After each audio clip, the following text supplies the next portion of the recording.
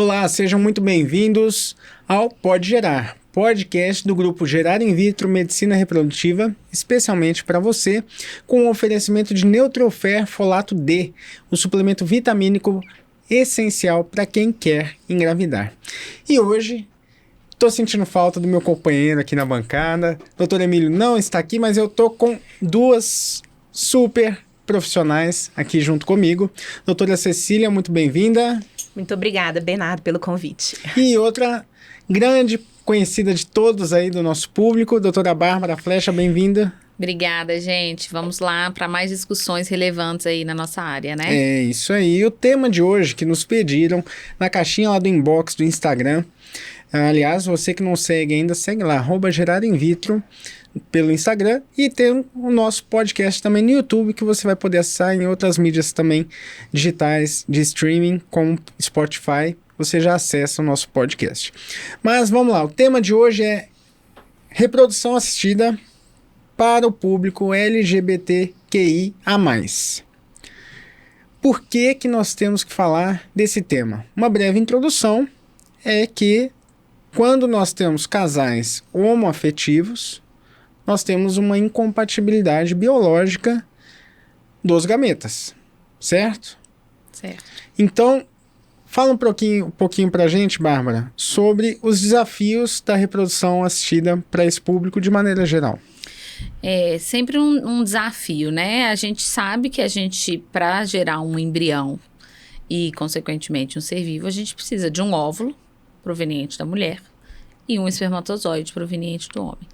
Quando nós temos casais homossexuais, a gente vai precisar de complementar com um gameta, né? Por exemplo, um casal homossexual do sexo masculino, a gente vai precisar de um recurso externo, que é a ovodoação. E aí, esse óvulo, que vai vir de uma doadora, vai ser fertilizado por um espermatozoide de um dos parceiros. E a gente ainda tem um desafio a mais, que a gente ainda vai precisar de um útero, né? De alguém cedendo o útero para esse casal masculino. Quando a gente tem duas mulheres, a gente vai ter 2 óvulos. Um desses óvulos vai ser fertilizado por um sêmen doado, né? Proveniente de um banco de sêmen. E esse embriãozinho poderá ser transferido para um dos úteros de uma das parceiras, né? Ótimo. Então, são muitos desafios ao longo desse processo e a medicina reprodutiva está aí para auxiliar em todas essas etapas. Ótimo. Então, vamos explorar um pouquinho mais esse universo. Cecília, casal homoafetivo feminino, veio passar em consulta com você, queremos ter filhos. Conta pra gente como que é geralmente a abordagem no consultório, né, e como elas geralmente chegam com essa solicitação, né? Porque assim, as duas têm óvulos para doar, né? Então, podemos utilizar óvulo das duas, pode injetar óvulo de uma e a outra gestar. A gente tem várias solicitações desse tipo, né, na clínica. Conta um pouco pra gente. Isso mesmo, Bernardo. Graças a Deus, cada vez mais comum, né, os casais homoafetivos têm procurado, né, e tem esse conhecimento de procurar uma clínica de reprodução humana para construção das suas famílias.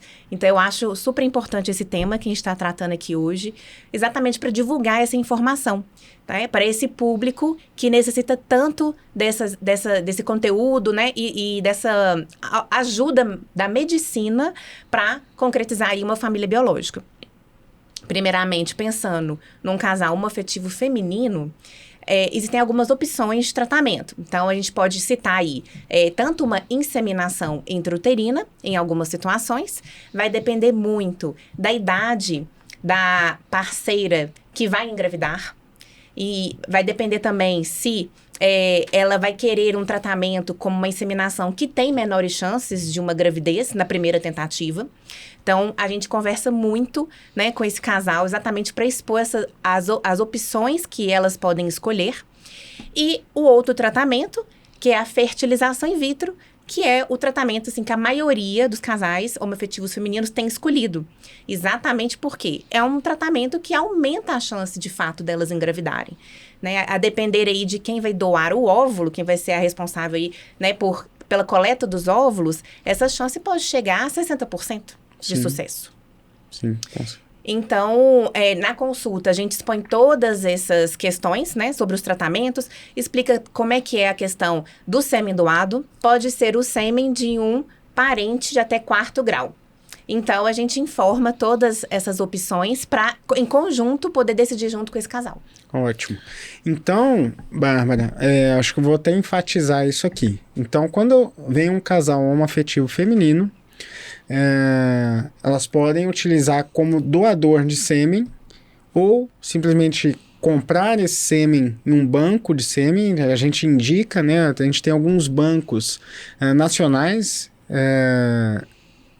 que fornecem amostras de doadores nacionais, e também esses bancos nacionais representam bancos internacionais e você também pode escolher essas amostras de doadores, tá?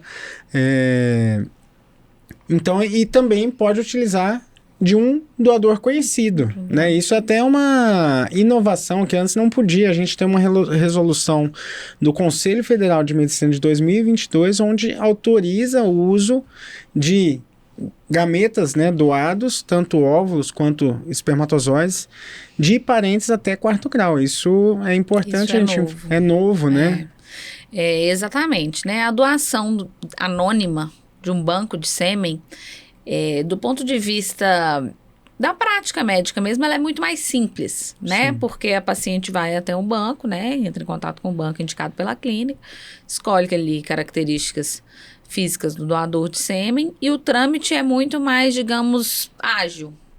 Quando a gente está falando de um doador, seja de óvulos ou de sêmen, mas aqui no caso nós estamos especificando a questão do sêmen parental, né? Um doador que é parente, aí já a gente tem que avaliar. Primeiro, porque não pode ser parente da paciente que vai estar doando o óvulo.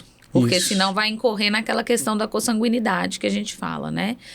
Então, quem vai doar o óvulo por exemplo, a parceira Ana vai doar o óvulo e vai ter que ser um parente da outra parceira que vai doar, da Maria, que vai doar o sêmen. Pra gente não ter essa questão da consanguinidade, que é aquela mesma questão como a gente falava antigamente de primos terem filhos juntos, né? Então, isso é um ponto importante. E essa família que vai ser a doadora do sêmen, ela precisa passar por uma avaliação psicológica, ver se todos se enquadram ali nos critérios para fazer essa doação parental, né? Uma questão que é importante a gente falar aqui também, quando a gente está discutindo a questão da doação do sêmen, a gente sabe que existe ainda hoje em dia, e acontece muito, a famosa inseminação caseira, né? Sim. E provavelmente os ouvintes já ouviram falar disso também. É quando um casal homoafetivo feminino recebe o sêmen de um doador mesmo, sem passar por nenhuma consulta médica, sem passar por nenhum procedimento médico legal, e recebe o sêmen simplesmente para fazer uma inseminação em casa. Sim. Né? E isso é muito perigoso. Muito perigoso. Olha, excelente você ter trazido esse tema, Bárbara. Sabe por quê? Eu, atualmente, sou presidente da Sociedade Brasileira de Embriologia. E acho que a minha primeira ação, quando eu assumi o cargo da presidência, foi, junto à Sociedade Brasileira de Reprodução Assistida, a gente fez uma campanha de alerta dos riscos da inseminação caseira. Que não são poucos. Não são poucos. Em vários âmbitos, né? Em muitos. Parte do risco de doenças sexualmente transmissíveis. Exato. Né? E também da questão, depois desse doador... Civil mesmo, né? Uma questão de responsabilidade civil. Exato. Né? Tanto para quem doa quanto para quem recebe, né? Então, eu acho muito complicado, muito delicado, né? Acho que não vale o risco. Eu tendo esse conhecimento e foi isso que a gente quis alertar mesmo. E assim, mas acho que principalmente a questão das sorologias, né? Então, assim, quando você usa um gameta doado, então eu tô com a resolução do Conselho Federal aqui, a gente tem resoluções da Vigilância Sanitária também que nos obriga a cumprir diretrizes, solicitar para que seja efetuado a doação de gametas. Ou seja, isso dá segurança aos pacientes que utilizam dessas metodologias. Ou seja, tem uma série de sorologias que tem que ser entregues. Hoje, para doação de gametas, tem que fazer cariótipo, a doadora, né, o doador também, tem que fazer teste para anemia falciforme. E essa pessoa, né, o passado familiar dela é investigado para ver se existe alguma doença na família ali que vem, né, sendo transmitida de geração por geração. Sim. Então, quando um paciente recebe um sêmen doado, que passou por uma clínica, que passou por um banco de gametas, ele pode ter a tranquilidade de que aquilo ali foi testado geneticamente, testado para doenças, que o passado familiar daquela pessoa foi investigado, né? O que não acontece quando ela recebe um sêmen de um amigo, na melhor das boas intenções, né? Sim. Então, é um amigo que se oferece para doar o sêmen a um casal homoafetivo feminino. Não, eu dou o sêmen para vocês tranquilamente. A gente não sabe de doenças, a gente não sabe de carga genética, doenças familiares, né? Doenças sexualmente transmissíveis, que são transmitidas pelo contato do sêmen mesmo. Sim. Então, é algo que a gente precisa alertar, porque é um barato que pode sair muito caro. Muito caro. Né? E do ponto de vista civil, gente, quando um paciente recebe um gameta doado, são muitos termos que aquelas pessoas envolvidas nesse processo precisam preencher. De que o doador não tem responsabilidade civil sobre aquele embrião, sobre aquela pessoa que vai ser originada daquele embrião, né? E isso a gente não tem nenhuma garantia na inseminação pelo menos caseira. numa clínica de reprodução você está respaldado com esse monte de documento, isso mesmo. Agora, Cecília, tem um termo que ficou muito popular, principalmente nos casais homoafetivos femininos, que é o método roupa, né? Que é a recepção de óvulos da parceira. Então, você falou até um pouquinho ali antes, mas conta pra gente um pouquinho mais como que funciona esse método. Então, com relação a esse método, é bastante interessante porque as duas parceiras podem participar do tratamento. Ou, por exemplo, a que vai doar os óvulos, né, ela vai passar por um processo de estimulação dos ovários. Então, a gente sempre conversa com as duas, a gente avalia a reserva ovariana com ultrassom, com contagem de folículos antrais das duas, para a gente poder orientar, até mesmo assim, do ponto de vista médico, da parte científica, quem seria mais interessante de passar por esse processo de estimulação dos ovários. E a partir daí, né, são colhidos os óvulos e é possível, depois que esses óvulos recebem o espermatozoide, desse embriãozinho, ele ser colocado dentro do útero da outra parceira, né? Então, a outra parceira que vai gestar, que vai ter, né, desenvolver essa gestação. Dessa forma, com esse método, as duas participam ativamente, né, do processo. É lógico que nem todas vão querer dessa forma. Uhum. Às vezes, a mesma que vai doar os óvulos, que vai responsável pela doação, né, dos óvulos, ela também vai querer engravidar. Então, a gente tem que conversar com o casal para alinhar direitinho e também saber como eles estavam planejando, porque às vezes ela já vem de casa pensando, né, e sugerindo pra gente uma determinada forma que a gente vai avaliar aquela paciente que vai gestar, depois você vê que ela tem um útero com muitos miomas, né, ela tem alguns problemas de saúde, que isso pode complicar a gestação, então a gente tem que estar sempre orientando muito bem esse casal. Ótimo. Outro dia eu recebi no consultório um casal homoafetivo feminino que queriam as duas doar óvulos, as duas queriam, né, dispor de seus óvulos e fazer uma transferência sem que a gente soubesse de quem que era o óvulo. Eu ia te perguntar isso agora, né? Foi aquele caso que a gente discutiu. Mas, infelizmente, isso não é possível, gente. A gente tem que ter a rastreabilidade do processo, né? De tudo que está acontecendo ali. Eu preciso saber, o óvulo de quem que está sendo injetado com sêmen, que está sendo transferido. Né, no isso, embrião. isso. Então, assim, para esclarecer, gente, a ideia desse casal é interessante, né? Faz sentido, assim. Olha, vamos nós duas colher os óvulos, a gente quer injetar os nossos óvulos das duas aqui, com o mesmo doador, e a gente quer transferir o embrião das duas no útero de uma só, né? Isso. Então, como se fosse 2 embriões e tal. Isso pode? Não pode. Tá? Então, assim, a gente não pode fazer uma transferência com cargas genéticas, vamos dizer assim, diferentes dentro do mesmo útero. Tá? A gente tem que ter uma rastreabilidade desse processo. Aí, o que poderia ser feito? Pode fazer? Pode, até a etapa da transferência. Isso. Chegou na transferência, você escolhe de quem que vai ser aquele embrião formado, de qual óvulo que vai ser aquele, né, que vai ser transferido, né, aquele embrião que foi formado. Então, é uma de cada vez. Aí, se quiser trocar, né, uma gesta de uma, outra gesta de outra, pode. Mas gestar de duas ao mesmo tempo não pode, né? E é uma coisa que é muito bom para nós, né, que estamos lidando com esse tema que é tão sensível e tão delicado, é que a gente tem regras a serem seguidas. A gente não pode simplesmente fazer o que a gente quer ou fazer o que o paciente quer. A gente tem que se respaldar na resolução do conselho, né? Que dispõe de muitas regras que servem para a nossa segurança e para a segurança dos pacientes, sobretudo. Com certeza. Né? Agora, Cecília, entrando, acho que talvez a gente tenha fechado, acho que o universo aí de homoafetivos femininos, né? A gente falou das principais ocorrências que a gente tem, né, no âmbito da homoafetividade feminina. Agora, quando o casal é homoafetivo masculino, quais são esses desafios? Porque aí a gente está falando de 2 espermatozoides, né? E não da ausência de um útero já complica verdade.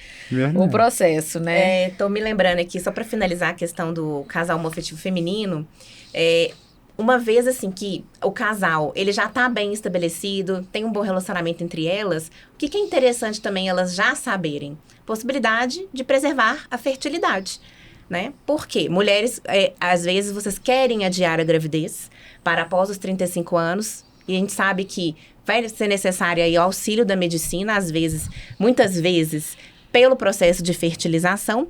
Por que não se antecipar um pouquinho e já preservar os óvulos, tá? Eu sempre oriento amigas que são homoafetivas, que já namoram, que já possuem ali a idade próxima dos 30 anos, para preservar os óvulos, né? Então, é uma forma de elas congelarem, tá? O material genético delas e garantir aí uma chance maior, né? De terem bebezinhos aí saudáveis, congelando de forma antecipada e mantendo a qualidade desses óvulos. É verdade, muito bem observado isso.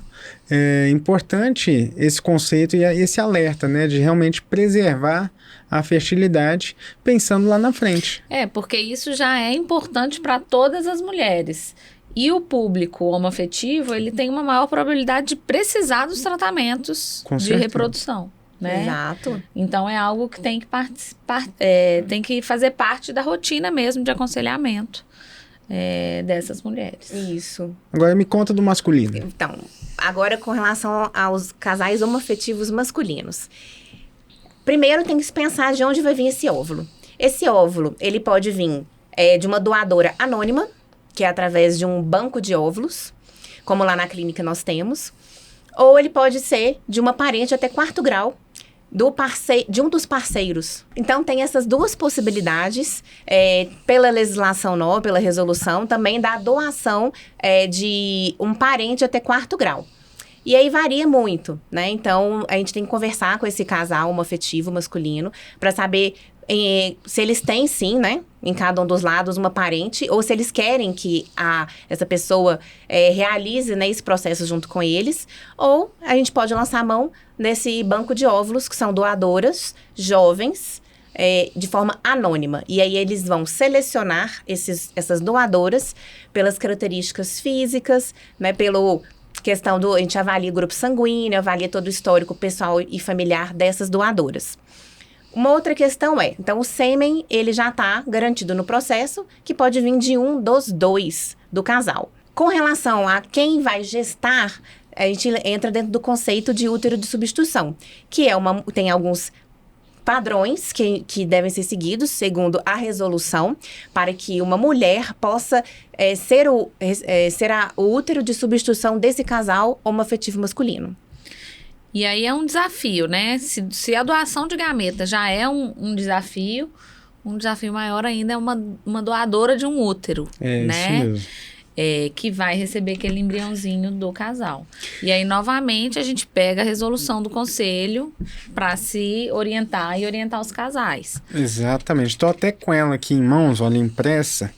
E nós vamos ter um tema exclusivo só para falar de útero de substituição, mas só para a gente atender, realmente fechar esse tema, né? Porque o desafio do casal homoafetivo masculino é esse, né? Então a gente vai precisar de uma doadora de óvulos e vai precisar de um útero doado também, né? Emprestado, vamos dizer assim, né? Que é o útero de substituição ou cessão temporária de útero, que a gente fala. Na cessão temporária de útero, tem alguns pré-requisitos, né? Então, e a gente vai incorrer também nessa resolução o fato de que, se essa doadora, essa doadora ascendente do útero for parente de até quarto grau, é mais fácil o processo. Tá? Agora, se não for parente de até quarto grau, aí é um processo um pouquinho mais complicado que precisa passar por uma aprovação do Conselho Federal de Medicina. Exatamente. Então, a gente vai ter uma série de exigências, de documentos que são necessários serem cumpridos, e a gente envia um protocolo para o Conselho Federal de Medicina para obter essa autorização da cedente do útero. E então, só passando um pouquinho dos pré-requisitos aí, né? Primeiro que quem está cedendo o útero tem que ter filho vivo. Tem que ter filho vivo. Né? Pelo menos um, né? Pelo menos um. Uhum. Pode ser, igual o Bernardo falou, né? Pode ser não. Idealmente que seja um parente até quarto grau. Caso não seja, a gente tem que solicitar o conselho. Não pode ter fins lucrativos envolvidos. Tanto na questão da doação de gametas, gente, ou a doação, né, a cessão do útero, não pode haver fins lucrativos.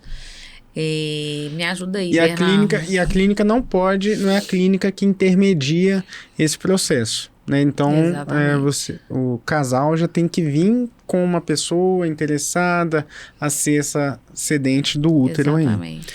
Aí. Tô me lembrando que tem a questão da cedente do útero, se casada ou mora junto, né? União estável, também a necessidade da autorização e assinatura do parceiro, muito né? Muito bem colocado. Exatamente. Eu não vou falar tudo não, porque eu vou deixar um pouquinho pra gente falar disso aqui no próximo tema nosso, que vai ser sobre útero de substituição. Tá? Mas só para vocês saberem, então, quando o casal é homoafetivo masculino, a gente tem essa etapa a mais a ser cumprida. E vale lembrar aqui que embora assim pareça muito difícil e tal, mas assim, a gente tem famosos já que tiveram filho dessa maneira, né? Lembrando o caso aqui do Paulo Gustavo, aquele ator humorista, que infelizmente, né, faleceu, mas tiveram seus filhos, se não me engano, gêmeos, né? Fizeram isso. Então, mas isso nas regras do Brasil é dessa maneira. Em outros países tem outras regras. Sim. Tem países que você pode ir lá, você vai contratar e vai ser totalmente comercial. Mas aqui é dessa maneira que a gente está dizendo para vocês. E só para finalizar também esse comentário sobre o tratamento do casal homoafetivo masculino, igual você falou, são muitos detalhes e muitas etapas a serem concluídas, mas não desanimem, né? Então, por exemplo, eu encontrei um homem num evento e ele comentou comigo que ele era homossexual? Posso falar? Homossexual? Uhum. Que ele era homossexual e solteiro. E que ele gostaria de ser pai. E, coincidentemente, ele é advogado, então ele já me falou que já sabia de tudo, o que ele tinha que fazer. E que ele não tinha uma parente de até quarto grau para ser ascendente do útero e que ele sabia que ele tinha que entrar com um processo na justiça. Então, se informem, né, a respeito de todas as possibilidades, não só pela questão internet, redes sociais, mas procurem, né, o médico especialista em fertilidade, façam uma consulta para vocês compreenderem o início de todo o processo e como a gente pode ajudar vocês. Isso aí, só para deixar registrado aqui, quem quiser saber mais sobre essa resolução do Conselho Federal de Medicina que nós citamos aqui, é a resolução 2320 de 2022, né? Ali está descrito as normas éticas para utilização de técnicas de reprodução assistida. E ainda para complementar o nosso assunto aqui então, que nós não falamos ainda, são de pessoas trans, né? Então nós temos casais de pessoas trans. Então, qual que é o desafio aí das pessoas trans? Ou seja, são biologicamente de um gênero e se transformaram em outro.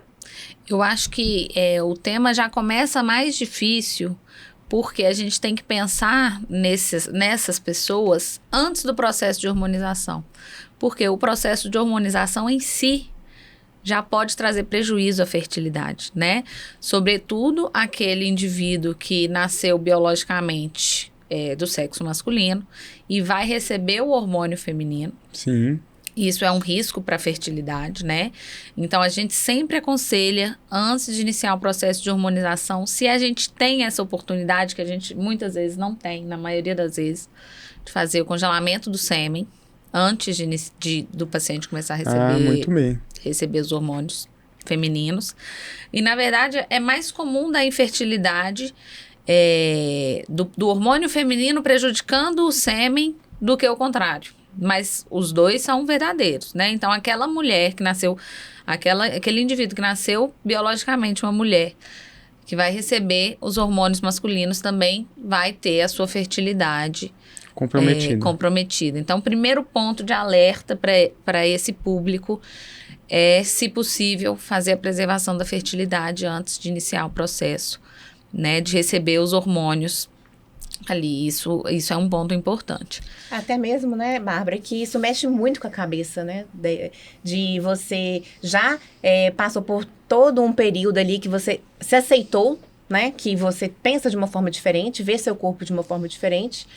E aí você tem que suspender as medicações de uso contínuo para poder voltar para o seu estado anterior ali, né, do ponto de vista hormonal. Então, por isso que a Bárbara salientou bem que o ideal seria, se você conhece alguém que está pensando em passar por esse processo de hormonização, oriente, né, o ajude a procurar uma clínica de fertilidade que possa fazer a preservação da sua fertilidade, seja através do congelamento de sêmen ou através do congelamento de óvulos. Exatamente. E aí depois a gente vai incorrer nos aspectos que a gente já falou, né? Porque a gente tem trans, né? Que são, sei lá, trans masculinos, mas que namoram, né? São casados com mulheres ou com homens. Uhum. Então aí a gente vai incorrer depois em tudo que a gente já falou aqui nas metodologias, nas técnicas que vão ser necessárias para isso. Mas acho que o principal ponto para esse público é justamente essa questão dos hormônios que são utilizados, que sim vão afetar a fertilidade, né, de ambos os Exatamente. sexos. Né? Bom, gente, acho que é isso. É isso. Falamos bastante coisa aqui e espero que vocês tenham gostado. Eu adorei esse bate-papo aqui junto com vocês. Muito bom, gente. Assim, saibam que tudo que a gente traz de informação aqui para vocês é baseado no que a gente tem de melhor, né? No caso, a gente se respalda no Conselho Federal de Medicina, nas técnicas mais avançadas de tratamento disponíveis. Então, é um prazer poder trazer um pouquinho mais de informação para vocês. Queria agradecer também, eu acho que esse tema, como eu comentei, é muito importante, muito relevante, tem que ser cada vez mais falado, né, nos podcasts, em congressos, para a gente poder entender melhor, né, como esse público merece ser tratado.